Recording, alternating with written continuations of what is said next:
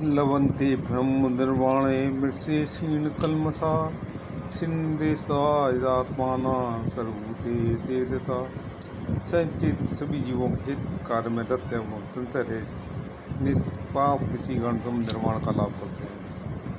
ग्राम क्रोध मोक्तानाम यतीनाम यत्केत्साम अमितो ब्रह्म निर्वाणम वक्ष्ये वेतात्मनाम। काम क्रोधहीन संयचित आत्म तत्वज्ञों को ब्रह्म निर्माण सर्वतोभावेन अविलंबित होता है। संसार स्थित निष्काम कर्मयोगी सत असत का विचार करते हुए प्रकृति से अतीत ब्रह्म नामक सद्वस्तु में अवस्थान करते हैं। उससे जड़ी दुख रूपी कलेश का निर्माण होता है। इसे ही ब्रह्म निर्माण कहते हैं।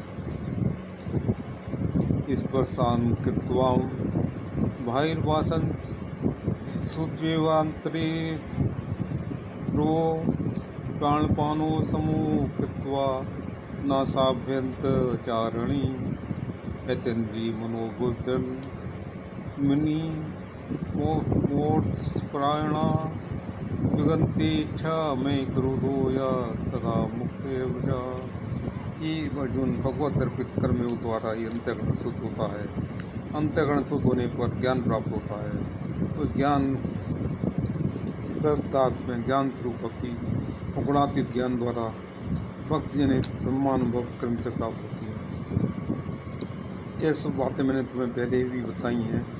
अभी शुद्ध अंतःकरण वाली भक्ति के ब्रह्मानुभव साधन रूप अष्टांग योग को करना, उसके आवाज रूप में कुछ बातों को बता रहा हूँ, उसे श्रवण करो। शब्द स्पर्श रूप रस गंध आदि बाह्य विषयों को मन से बहिष्कृत कर अर्थात प्रत्यार साधन करते हुए चक्षु के दोनों व्यक्ति के मध्य स्थित कर नासिका के अग्रभाव दृष्टि करना चाहिए। संपूर्ण निमीलन द्वारा निद्रा की आशंका और संपूर्ण निमीलन द्वारा बड़ी दृष्टि को आशंका होने के कारण अर्ध निमीलन द्वारा दोनों नेत्रों को इस प्रकार निमित करोगे कि व्यक्ति के मध्य से नासिका के अग्रभाव का दृष्टिपात हो। उच्छ्वास और निश्वास रूप दोनों नासिका के अंदर प्राणवायु और अपान वायु पर चालित कर उद्धव और अधोगति निरोधपूर्वक उनकी क्षमता का साधन करना चाहिए। इस प्रकार आसीन और मुद्दायुत होकर जितेंद्रिय जितमना और जित बुद्धि मोक्ष प्राण मुनि इच्छा भय और क्रोध त्यागपूर्वक ब्रह्मानुभव अभ्यास करने से गुणातीत जल मुक्ति प्राप्त कर सकते हैं।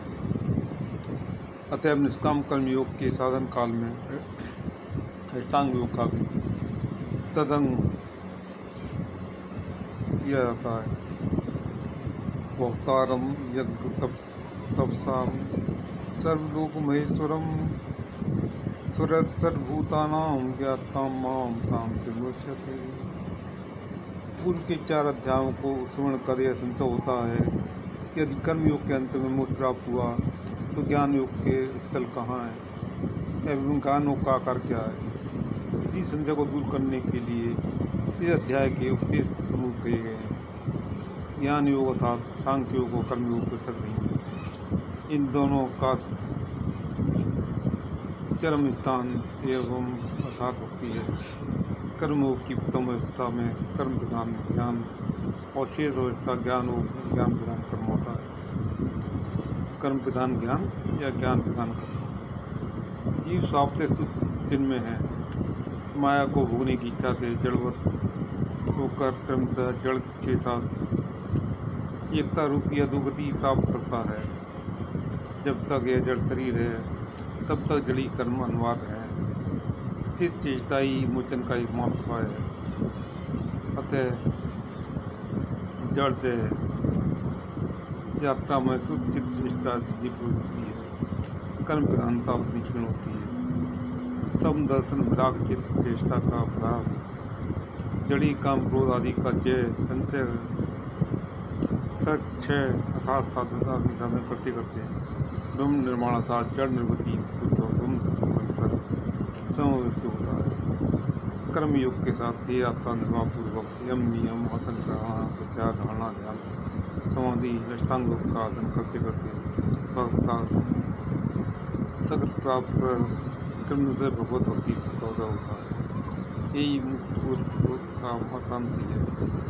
असमय शुद्ध भजन प्रति ही जीव की सुमावा प्रकाश करता है। यहाँ पर पंचम अध्याय समाप्त हो रहा है। अब हम काव्यात्मक रूप में पंचम अध्याय का पाठ करते हैं। ज्ञान कर्म संन्यास का ऐसा सुंदर राह, कुरुक्षेत्र में हो गया मानो प्रगट प्यार। ज्ञान कर्म संन्यास की धाराएं गंभीर, कान्हा अर्जुन पास के मन हो गया धीर। योग स्थित कर्म या संन्यास उत्तम आर्य है, मार्ग कहिए एक जो कल्याणकारक भार्य है। मार्ग दोनों ही जहाँ कल्याणकारक श्रेष्ठ हैं, कर्मयोगी मार्ग सबको सुलभ होकर ज्येष्ठ है। ये सत्व कामना का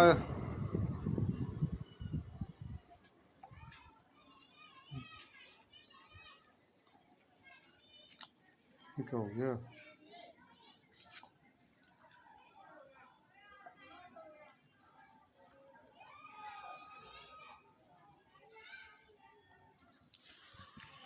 लाइट चली गई है, तब तक पवन अधिकार करते हैं। गोविंद बोलो हरि गोपाल बोलो, राधा रमण हरि गोविंद बोलो। गोविंद बोलो गोपाल बोलो, राधा रमण हरि गोविंद बोलो। दी सत्व कामना का यदि न मन में दंड हो, नित सन्यासी है भव के पंद से स्वच्छंदो। मार्ग दोनों एक सम्यक रूप में अवधार हैं, ज्ञानियों के मध्य संशय रहित है स्वीकार हैं। एक निष्ठा व प्रतिष्ठा एक फल के योग है, उभय में प्रत्येक माँ पाता ब्रह्म का संयोग है।